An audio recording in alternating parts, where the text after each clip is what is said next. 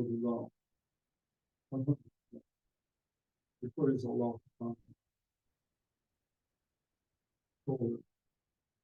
He is the Lord of the heavens and the earth.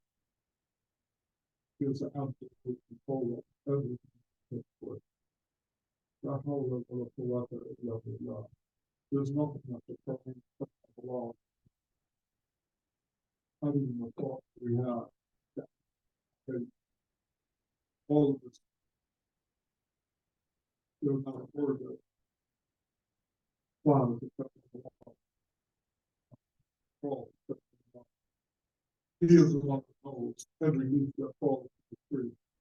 And he knows what's settled in the earth, what's underneath. There's nothing hidden from him, and he is the knower of everything. And Allah subhanahu wa ta'ala has no one except what he does. Everyone else is under his absolute control. And not a thing moves except that he is among them. Dear brothers and sisters, don't get confused about who's operating the world, who's in control of the world. Just Allah subhanahu wa ta'ala at every moment. Everything is in his command. And he is the one that is glorified morning and night by everything in the creation in the heavens. We can't even see what's beyond this, but out of this world that we're in, there's a whole other world, and everything, subhanAllah, is praising Allah. And every creature is praising Allah. Wake up for Fajr in the morning and go outside your house. The birds are just chirping, saying, Allahu Akbar, day and night. My dear brothers and sisters in the family, we have to realize who's responsible, who is the one we're doing all this for. There's only one. My dear brothers and sisters in Islam, Allah subhanahu wa ta'ala in the surah, Ma'un, he addresses two groups of people. He said,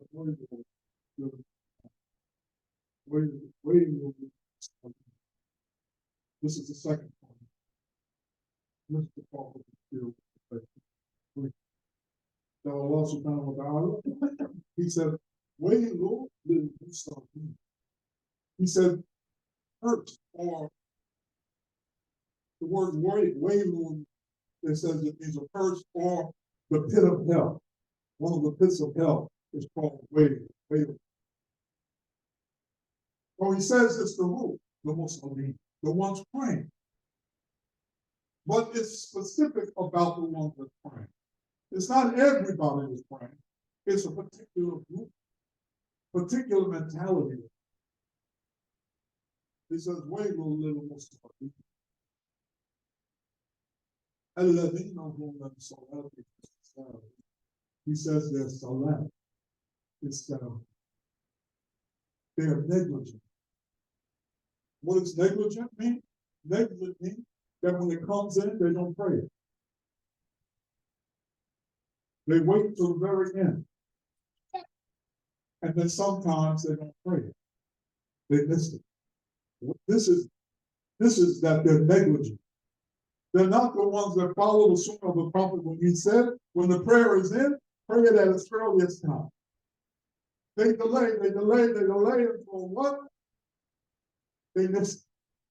You know, it's one of those things that when you get too close to the line, there's a tendency to cross it.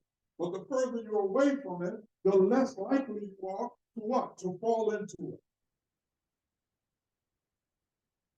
So these are the people, and it's specific about the hypocrite.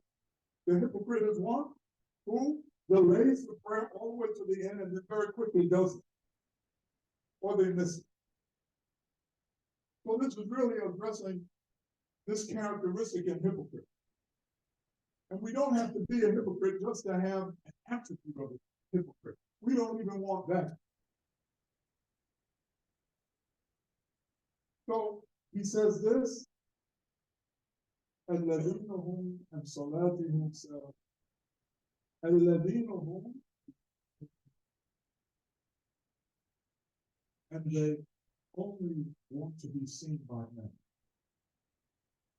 So this was really directed towards the hypocrite.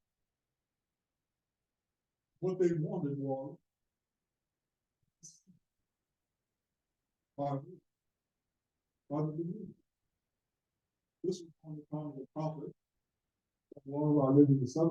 the hypocrite. There was a benefit in being seen as a Muslim. So they wanted people to see him as a Muslim. So they went to the Salat and they were the Muslim. These people they come to Salat and they got some, business to do with somebody here. They want the person to think they're Muslim.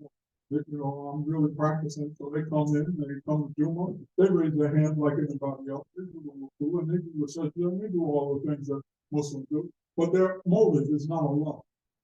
Their motive is creation. And so they're doing acts of worship to be seen by other than Allah. Their real intention is not Allah at all. It is something that they want from creation. And so Abu Sa'id, he said, the Messenger of Allah sallallahu alayhi wa sallam came out to us when we were discussing the Dajjal, the Antichrist or the false Christ, and said, shall I not tell you of that which I fear more for you than the Dajjal? And those of you who know about the Dajjal, this will be a horrible time to be alive. So bad that the people living will honestly, in their heart, wish that they were dead. That Allah will have given this Dajjal, and this is a trial. This is a trial for the believer. He will have given this Dajjal the ability to kill people and bring them back to life. Now, you know how hard that would be on someone. I think nowadays you might think it's a TikTok thing, like that. But the reality is, if you saw somebody actually die and they saw him dead, and then this man brings him back to life, he calls his famine over here, and he calls his plenty over here. The sight, our minds would be confused if we weren't strong in knowing that this is the Dajjal. He splits the man in half, separates the parts, and the two parts come back together again. You're looking at this with your eyes. But the one he did that to tells him you are the Dajjal. So this is a big trial. But the Prophet sallallahu alaihi wasallam said, I fear for you. What do I fear for you more? He said, hidden polytheism, hidden shirk. Said when a man stands to pray and makes it look good because he sees a man looking at him. You're in here praying. You're by yourself. Door open. Now you move different. You get the humble and the humility in the shoulders and in the head. Corrected somebody. It's not in the shoulders or in the head. It's in the heart. But then, you start doing things to make your salat look real fine. And there was Imam Rashid mentioned this situation where a person was making salat, people came in and they were commenting about how nice his salat was. When he finished, he said, yes, and I'm fasting too. Allah, this is what the Prophet sallallahu alaihi wasallam feared. But there's this compromise that's not worth. When you join something with the worship of Allah, then Allah rejects it. So it's void. Here you think you're doing something, whether it's Hajj or whatever act it is. But if you combine it with wanting creation, then it's done. This is one of the things, being the fatigue, or being the Imam, being the Shaykh, or being this, or that, is a real trial. Because your heart may not be right in it, you might be seeking fame, other things. So the answer is rejected. One of our teachers said, when you get up before the people, don't expect them. In fact, we do all. We do all of research to make love, you love him, that we take his hand, that we do all the, there's no God, but we do all part of it. Find one of the wrong with it. It's things before we go up. Mind to. So this is acts of compliment. There's another kind of hidden spirit that gets faster. This is the one that Ibn Abbas said, yeah, there's more hidden than a black ant on a black stone in the dark night. And it's so subtle. And this is referred to as mindlessness too. Because unlike the other stuff, where you're worshiping idols or worshiping something other than Allah, that puts you out of this. This you're still Muslim, but you have committed act of hidden shirk. And so, how is this done? It is done when we start relying on faith in our hearts. And so these acts are like when you think that a certain person can help you, we are indirectly saying that there is someone capable of making things happen like Allah can. You know, I'm going to go see so-and-so because he can get things done. Headache? Take a painkiller. You don't even think. So, Allah's a healer. You're in trouble. Go see so-and-so. Problem is with the heart. Because the heart isn't really thinking about Allah. It's thinking about what this person can do. How many times we get problems and the first thing we talk about is the Lord. The first thought was, I gotta see someone. You know, he's good at this. I don't know about computers. I'm gonna go with so-and-so. It's these thoughts like this. I'll move. I'll make this move. And I'll be safe.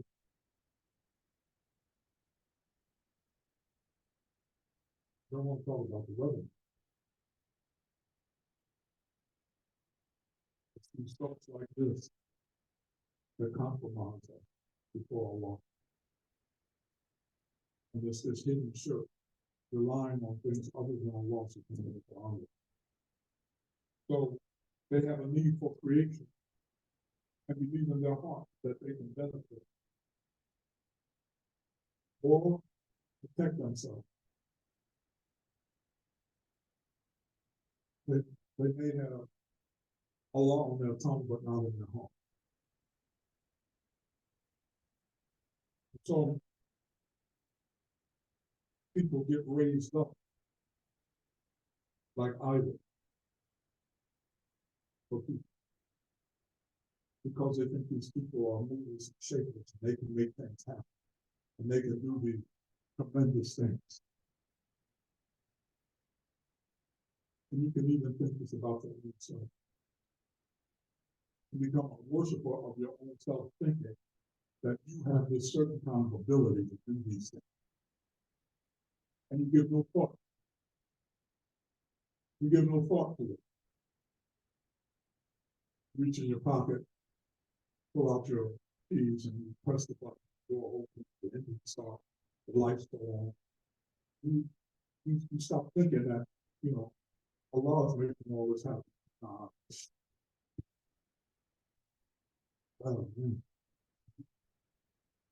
I'll get close to home, let me turn the lights on.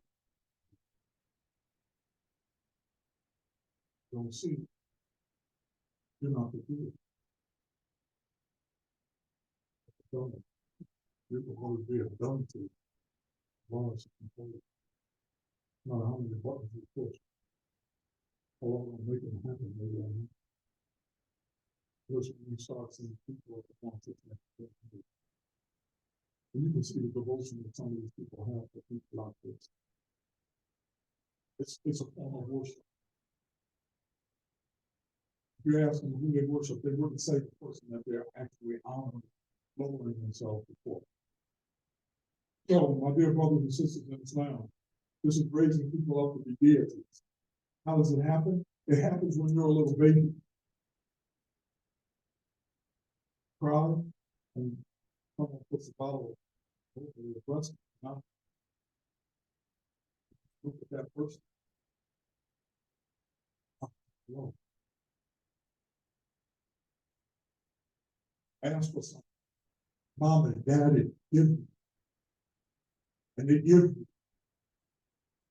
You start looking at human beings that I asked for something and they gave this to me.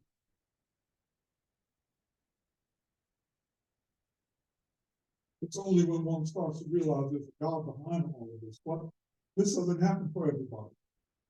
Even if they accept the religion, even if they're born in a Muslim household, they may lose sight of the fact that Allah is the one that's giving, and Allah is the one withholding. So this becomes that they think creation can benefit them. They think that creation can harm them or do something to them. And what does this do? This changes the whole state of a person with Allah.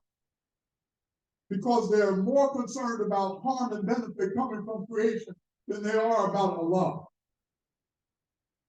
But what is the byproduct of this? The byproduct of this is that they desire recognition. Isn't that what we were as little kids? Mom, you see me? You know, they show you these little pictures of the little boy making dua, saying al-Fatiha, you know. The whole time he looks back at his parents and they're, oh, there's something happy, something is wrong. So this Islamic work eventually is to please his parents. He wants recognition by doing it. This is what doing good is for a lot of people, is to get recognition, fame, and honor. At the same time, what happens? They become envious. The heart becomes envious of other people who are excelling beyond them. Even if it's a religious person. Someone's in here teaching, and he's a good teacher. But then this big snake comes in from somewhere else and settles in the area. And then his students start going to him. So what does he do? He gets angry. Envious of that person. Because why? His intention wasn't Allah. His intention was creation. He wanted the people to be amazed with him and to like him, recognize him. And so what this causes is causes the person to be braggadocious, as they say. He's always bragging about himself. You got too many examples now of this in society now. For people that brag. And they're bragging now, they do it on computer, they got all these different media things that I'm the greatest thing in the world. Look at all my pictures. Look at what I'm doing. I need a tuna fish sandwich. And you know, tonight I'm going here, and I'm doing this, and my life is so fabulous, it's so great. What is it? It's bragging. It's not attributing these things. You don't hear, I thank Allah for my graduation. I thank Allah for giving me something to eat this morning. No, it's all me. And so this is one of the byproducts. Humiliation is the other one. Humiliation because you have to lower yourself down to a human being. What a terrible situation to be in, that to lower yourself to a human being. I know most of you are familiar with the word suffer. The worst thing on a job that you hate to see is somebody suffer like this. It's when you see it, you just say, man, you couldn't do that. That's just the lowest thing. This is the humiliation that comes with wanting to be recognized, wanting to be seen. And then the servitude, because you actually have to serve these people, your fans. You have to keep them excited about you. So they're over you instead of you being over them. Because you have to We ask them to do everything to make them like you. These are all the things. You view other people as powerful.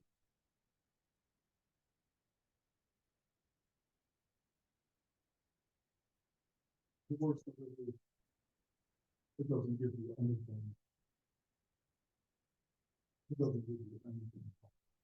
If everybody in here honored you, what would you get when you walk out? Other than you felt really confident. If your rent was due, you couldn't use one piece of it to pay you or feed your family. And worst of all, they wouldn't do anything to help you or make you alive. My dear brothers and sisters in Islam, Riyadh wanting to be seen as one of the deadly sins in our deen. Like in Egypt, it was a major loss or a temporary loss. And Allah can forgive minor things. We won't forgive major things. But we don't even want to come to God. So we ask for Allah who will be hungry for himself and God and God will be for himself.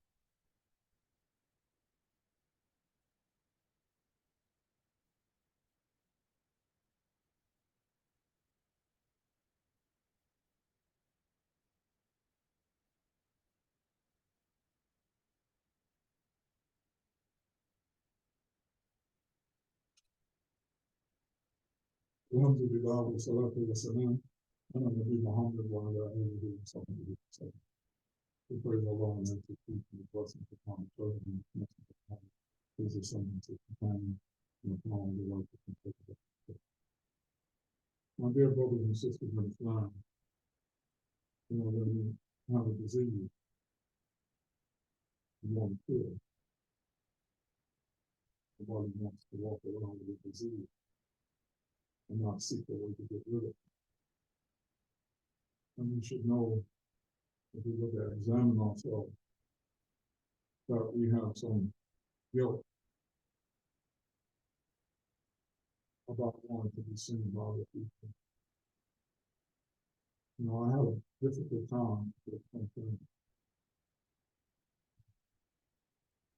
I said I was going to not let them get past me and stuff. Some kind of meeting with me. The cure for this, not asking anybody, except the Lord. He said, Father, he said, the messenger of Allah sallallahu alaihi wasallam said, who will commit himself to one thing, I will guarantee him paradise. I said, I will. He said, do not ask people for anything. He says, so Falcon would drop his whip while he was on his mountain. He would not say to someone, get that for me. Rather, he would dismount and grab it. So this is not asking anything for anything. And I'm telling you, it's the thing that actually frees you. When you no longer see human beings as being able to benefit from hope, you can go anywhere you want. You're not in fear of anything. Any blame or any praise doesn't fall to the door. You don't care what people think. Because your only focus is what Allah thinks. That's the only one you find to impress. Not your spouse, not your children, not the boss on the job, it's only Allah that you find. Find your hardest, and He sees your heart. And so Father, he understood, not asking anyone for anything. And if you must ask Allah. He changed the whole thing. Before picking up the medicine, before Allah, make this medicine be a means. That's a whole different thing than picking it up to Dr. Clark. He knows how to prescribe.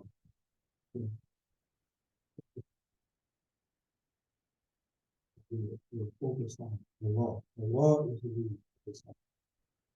Nobody's causing it to happen.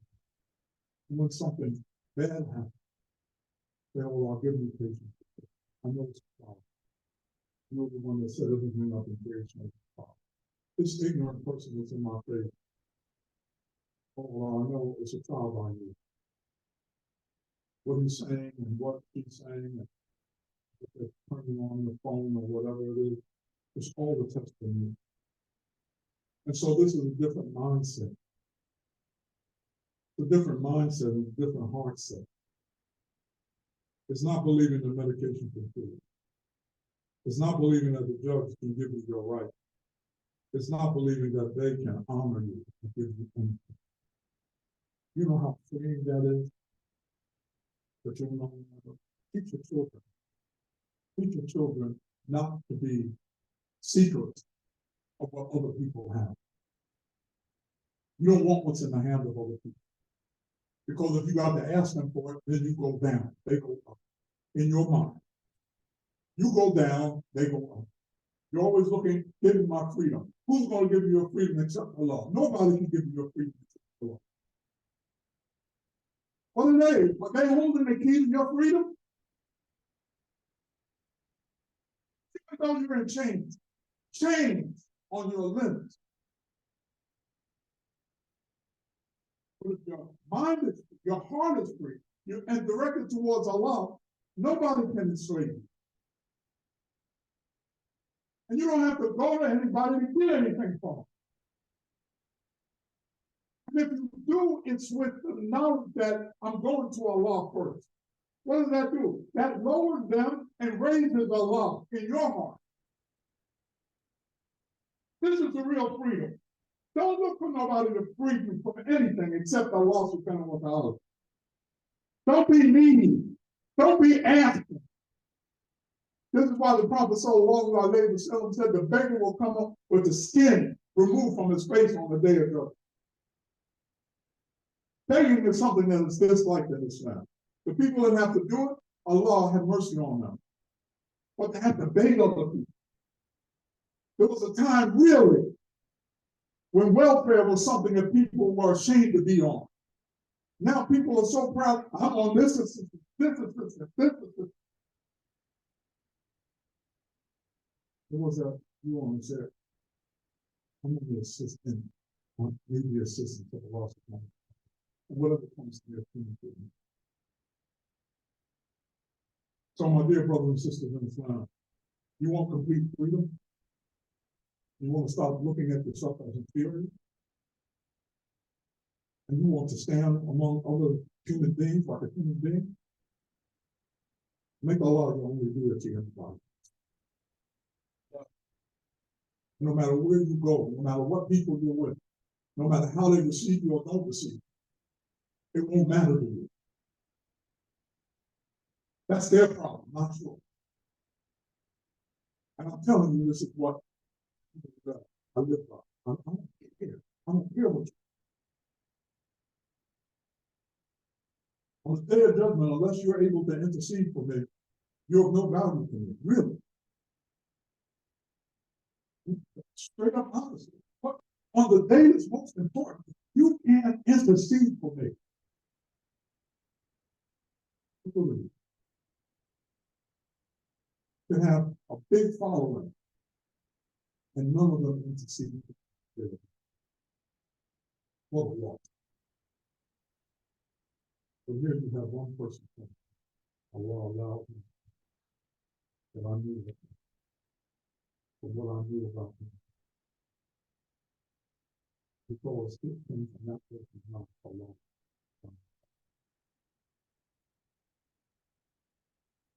And that's the person.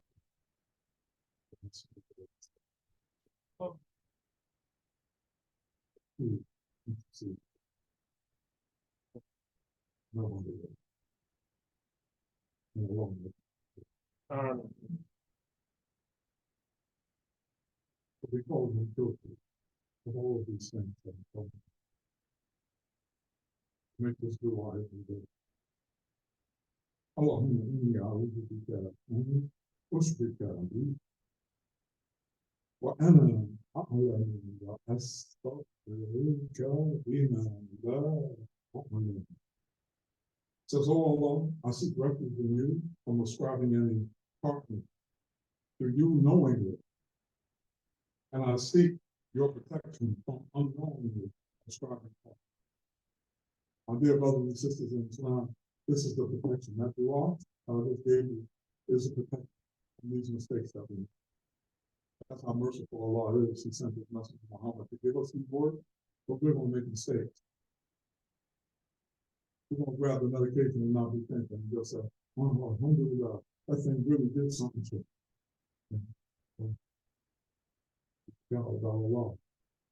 So we ask Allah subhanahu wa ta'ala to help us, that we are able to remember Him and all of our actions and endeavors. Leave your house and praise and glorifying Allah. Always seek His help, always seek His protection. The more you seek His help, the more He loves, and the more He wants you to be dependent on Him alone. And if you are, alhamdulillah. May Allah make us the people totally dependent on that, turning away from the world and all of its glamour, and that we are the people who sincerely follow the